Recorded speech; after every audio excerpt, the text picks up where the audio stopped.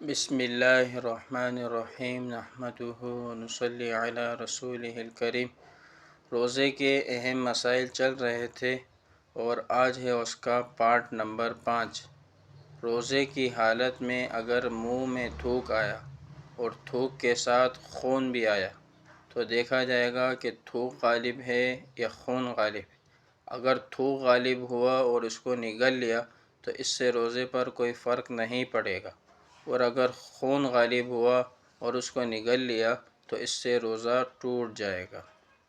اسی طرح بلا ضرورت روزے کی حالت میں زبان سے کوئی چیز چکھنا مکروہ ہے، لیکن اگر کوئی ایسی عورت ہے جس کا خاوند بدمزاج ہے اور وہ کھانے پینے کی چیزوں میں نمک کے تیز ہلکا ہونے پر غصہ کرتا ہے تو ایسی عورت کے لیے زبان سے چکھ کر تھوک دینا مکروہ بھی نہیں ہے۔ اسی طرح گھر کے اندر چھوٹا بچہ ہے اور اس کو چبا کر کوئی چیز دینے کی ضرورت پڑتی ہے، تو اگر گھر کے اندر کوئی ایسا فرد موجود ہے یا بچہ موجود ہے جو اس کو چبا کر دے سکتا ہے تو روزے دار کے لیے ایسے بچے کو چبا کر دینا مکروہ ہے۔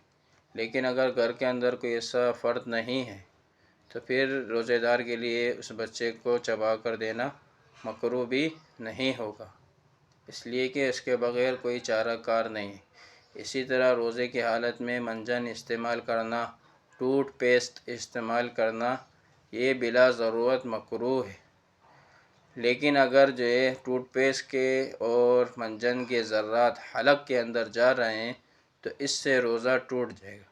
البتہ روزے کی حالت میں مسواک کا استعمال کرنا یہ درست ہے، جائز ہے، چاہے مسواک تازی ہو باسی ہو اسی وقت اگرچہ مسواک اسی وقت جو ہے توڑ کر بنائی گئی ہو، اور اگر نیم کی ہو اور کڑوی ہو تب بھی روزے کی حالت میں اس کا استعمال کرنا درست ہے۔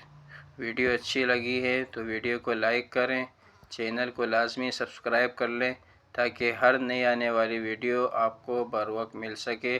جزاک اللہ خیرا۔